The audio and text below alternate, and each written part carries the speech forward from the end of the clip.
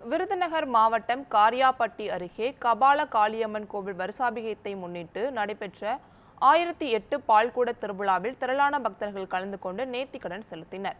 காரியாபட்டி 4 வழி சாலையில் அமைந்துள்ள 16 அடி கபால காளியம்மன் கோவில் வருசாபிஷேக விழா வெகு விமர்சையாக நடைபெற்றது. அம்மனுக்கு விக்னேஸ்வர பூஜை, கலச பூஜை உட்பட பல்வேறு பூஜைகள் நடத்தப்பட்டன.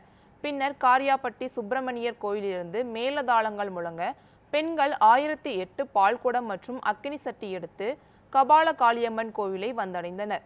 இதில் சிவன், பெருமாள், அம்மன், காளியம்மன், சரஸ்வதி, கருப்பசாமி, மீனாட்சி போன்ற வேடங்கள் அணிந்தும் குழந்தைகள் ஊர்வலமாக வந்தனர்.